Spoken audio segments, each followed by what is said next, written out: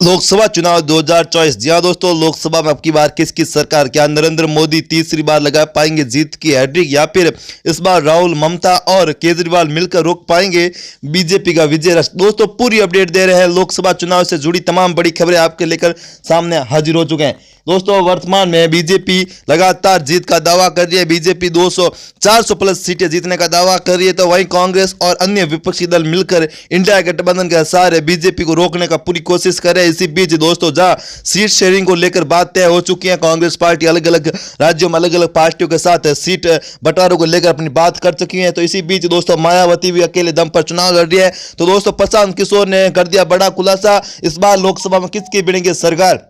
जी हाँ दोस्तों, राजनीति विशेषज्ञ क्या कह रहे हैं, ओपिनियन पोल क्या कह रहे हैं, सट्टा बाजार मार्च की पहले मार्च, जी हाँ दोस्तों 1 मार्च का क्या है भाव, एक लोकसभा क्षेत्र के बारे में आपके सामने संपूर्ण जानकारी रख रहे हैं। वीडियो को दोस्तों कमेंट करके अपने लोकसभा क्षेत्र का नाम हमें जरूर बता दीजिए, ताकि पूरी अपडेट दे रहे हैं क्षेत्र वाइज। दोस्तों बता दें कि ओपिनियन पोल में, जी हाँ दोस्तों ओपिनियन पोल में बड़े बदलाव होते हुए साफ तौर पर नजर आ रहे हैं। वर्तमान में महाराष्ट्र में जहां उद्धव ठाकरे, शरद पवार और दोस्तों कांग्रेस मिलकर चुनाव रहे, तो दिल्ली में कांग्रेस और आम आदमी पार्टी पहली बार एक साथ मिलकर चुनावी मैदान में उतर है। तो वहीं बीजेपी लगातार अपने साथ छोटे गठबंधनों को, छोटी पार्टियों को शामिल कर बड़ा गठबंधन करने की तैयारी है। तो यूपी में दोस्तों इस बार अखिलेश यादव 2017 के बाद फिर कांग्रेस पार्टी के साथ नजर आए, तो जयंत चौधरी ने दिया धोखा। जी दोस्तों जयंत चौधरी ने समाजवादी पार्टी के साथ गठबंधन तोड़ दिया है, तो कहीं ना कहीं दोस्तों इसका भी नुकसान है, समाजवादी पार्टी को उठाना पड़ सकता है। तो ऐसे में दोस्तों कौन कहां से चुनाव लड़ेगा, पूरी एक लोकसभा क्षेत्र को लेकर आपके सामने अपडेट दे रहे हैं। दोस्तों बता दें कि वर्तमान में बीजेपी की ओर से प्रधानमंत्री नरेंद्र मोदी, अमित शाह, उत्तर प्रदेश के मुख्यमंत्री योगी आदित्यनाथ, असम के मुख्यमंत्री हेमंत बिस्वा शर्मा जैसे दिग्गज नेता लगातार प्रदेश के दौरे कर रहे हैं, अलग अलग क्षेत्रों में जा रहे हैं। दोस्तों अलग अलग प्रदेशों में लगातार सक्रिय नजर आ रहे हैं, और कहीं ना कहीं दोस्तों इसी का असर अब जमीनी स्तर पर और ओपिनियन पोल के आंकड़ों में दिखाई दे रहा है। ओपिनियन पोल की बात करें दोस्तों, ये 5 बड़ी न्यूज एजेंसी द्वारा किया गया ओपिनियन पोल है। ओपिनियन पोल दोस्तों मध्य प्रदेश, उत्तर प्रदेश और सहित पूरे के पूरे देश के एक राज्य की एक लोकसभा क्षेत्र पर अपडेट किया जा रहा है। जहां दोस्तों भोपाल से लेकर लखनऊ और जयपुर से लेकर दोस्तों हैदराबाद तक एक क्षेत्र के बारे में अपडेट दे रहे हैं। कौन कितनी सीटों पर मजबूत है, कौन गठबंधन कहां पर मजबूत है, किस गठबंधन के साथ आने से किसी पार्टी को नुकसान हो रहा है, दोस्तों संपूर्ण जानकारी लेकर आपके सामने हाजिर हो चुके हैं। दोस्तों पंजाब की 13 लोकसभा सीटों की बात करें तो 13 पर भारतीय जनता पार्टी 7 सीटों पर जीतती हुई दिखाई दे रही है, जबकि 6 सीटों पर कांग्रेस और आम आदमी पार्टी गठबंधन यहां पर जीतता हुआ दिखाई दे रहा है। जहां दोस्तों पंजाब में भारतीय जनता पार्टी को इस बार बड़ा नुकसान होता हुआ साफ तौर पर नजर आ रहा है।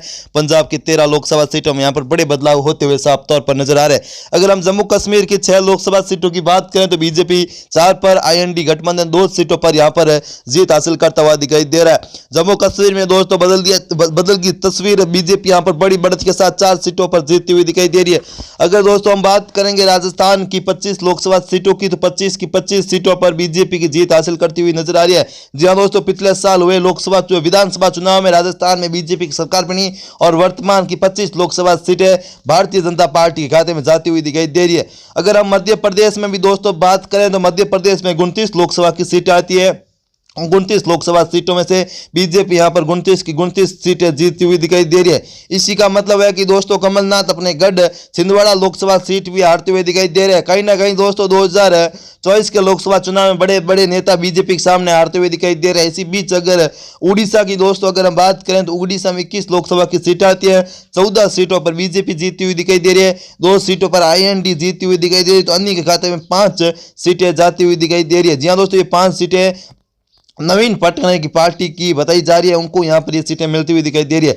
अगर दक्षिण के राज्य तमिलनाडु की अगर 39 लोकसभा सीटों की बात करें तो 39 सीटों में से बीजेपी 5 पर, 34 पर आईएनडी यहां पर जीतती हुई दिखाई दे रही है। कहीं ना कहीं दोस्तों दक्षिणी भारत में यहां पर बीजेपी को बड़ा झटका लगता हुआ दिखाई दे रहा है। ज्यादा दोस्तों दक्षिण भारत में बीजेपी यहां पर एक तरफा हारती हुई दिखाई दे रही है। कहीं ना कहीं दोस्तों यहां पर बदलते समीकरणों के बीच ये बड़े संकेत मिल रहे हैं कि दक्षिण भारत में आईएनडी गठबंधन काफी मजबूत दिखाई दे रहा है मुकाबले उत्तर भारत में। जी हाँ दोस्तों, उत्तर भारत में बीजेपी यहां पर काफी बड़ी पार्टी बताई जा रही है और यहां पर काफी मजबूत नजर आ रही है। इसी बीच अगर हम महाराष्ट्र में 48 लोकसभा सीटों की बात करें तो बीजेपी शिवसेना के जी हाँ दोस्तों, शिवसेना के एकनाथ शिंदे और शरद पवार के भतीजे एनसीपी प्रमुख दोस्तों अजीत पवार की पार्टी मिलकर यहाँ पर 42 सीटें जीती हुई दिखाई दे रही है, जबकि आईएनडी गठबंधन यहाँ से पर 6 सीटें जीतता हुआ दिखाई दे रहा है। जबकि दोस्तों अगर झारखंड की 14 लोकसभा सीटों की बात करें तो बीजेपी 10 सीटों पर जीत हासिल करती हुई दिखाई दे रही है। आईएनडी गठबंधन 4 सीटों पर यहाँ पर